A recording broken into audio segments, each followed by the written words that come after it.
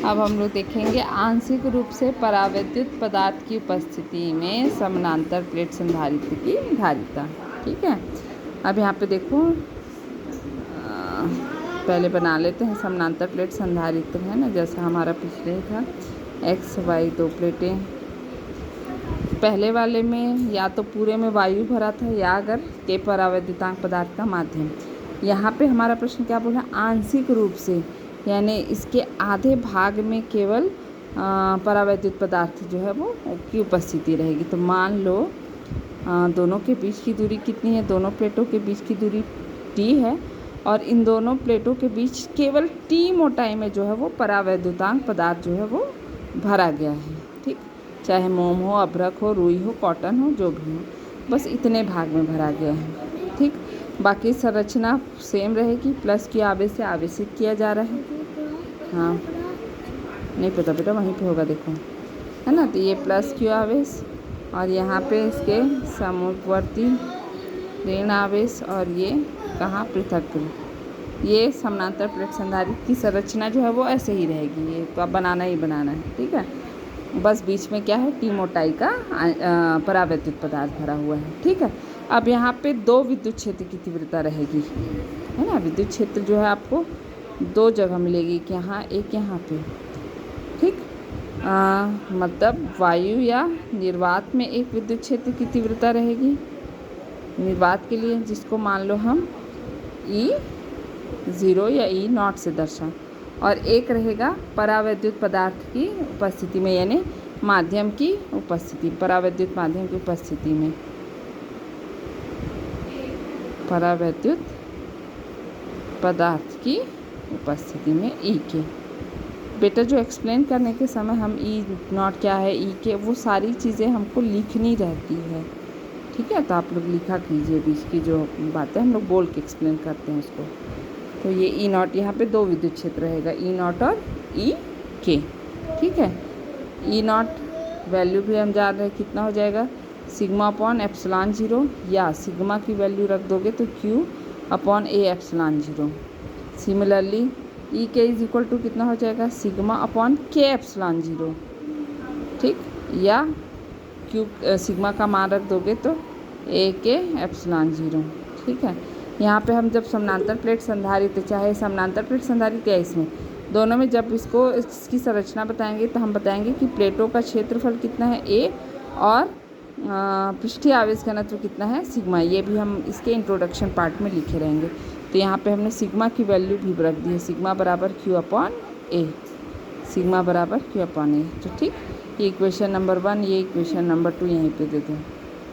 ठीक, पूरा process same रहेगा जैसे हमने इसके पहले किया था। हमको संधारित्र निकालना था, संधारित्र का फॉर्मूला ये था। फिर हमने Q का मान तो ऑलरेडी दिया हुआ है, V का मान निकाले। V इज इक्वल टू कितना आया, A इंटू डी। कहाँ से आया, विभव प्रवणता से, दूरी के सापेक्ष विभव परिवर्तन की दर से। तो V is equal to E into d. तो यहाँ पे भी A व B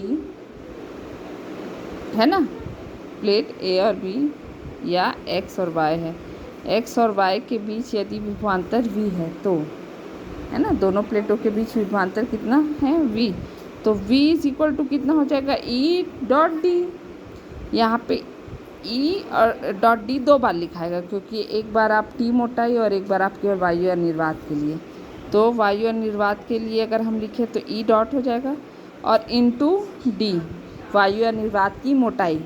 तो वायु और निर्वात की मोटाई देखो ये इतनी है, ये D पूरे में वायु है क्या, वायु या निर्वात नहीं, इसके इतने भाग में तो आंशिक पदार्थ भरा हुआ है, परावैद्युत पदार्थ भरा हुआ है। तो हम क्या करेंगे, D में T को घटा देंगे, D मोटाई में T को घटा दोगे, है ना। तो ये हो जाएगा D माइनस T। जब हम D में T को घटा देंगे तो हमको जो स्पेस, जो बचा भाग रहेगा वो उसमें है क्या, वायु या निर्वात, इनटू फिर E इंटू टी। तो E के परावैद्युत पदार्थ और परावैद्युत पदार्थ की मोटाई कितनी है, तो T। ठीक, तो E0 T minus T plus E into T, क्योंकि विद्युत क्षेत्र की तीव्रता में हमको निकालना क्या रहता है, विभवांतर, विद्युत क्षेत्र और दोनों प्लेटों के बीच की दूरी, है ना। तो यहाँ पे D माइनस टी हो गया जब वायु या निर्वात के लिए, और E इंटू टी हो गया परावर्तित पदार्थ के लिए। E नॉट और E जीरो का E0 और E के का मान हम ऑलरेडी यहाँ पे निकाले हुए हैं, उसकी वैल्यू पुट कर दो। ये हो जाएगा Q upon A epsilon 0 D minus T plus E के की वैल्यू कर दो तो E के A के एप्सिलॉन 0 इंटू टी। ठीक, जो कॉमन है वो निकाल लो। Q A एप्सिलॉन 0 ये कॉमन है दोनों में, तो ये बाहर निकल जाएगा। ये हो जाएगा Q upon A epsilon 0 common निकाल लेने पर यहाँ पे आपका बच जाएगा D माइनस टी प्लस इधर क्या बच जाएगा T अपॉन K। ठीक है, इसको दे दो इक्वेशन नंबर 3। अब V का मान हमारा फाइनली निकल गया, तो V के मान को C में पुट कर देते हैं, धारिता के सूत्र में पुट कर देते हैं। तो C बराबर होता है Q upon V। Q upon V का मान ये है, पुट कर दो Q upon A epsilon 0 in bracket D minus T plus T upon K। ठीक, पुट कर दिए V का मान इसमें। Q कैंसिल हो जाएगा, जो यहाँ पे हर दिख रहा है वो अंश में चला जाएगा और जो अंश है वो हर में। तो C इज इक्वल टू कितना हो जाएगा एप्सिलॉन 0 A, ये हो जाएगा अंश में चला जाएगा और नीचे क्या बच जाएगा D minus T plus T upon K। ये अपने आप में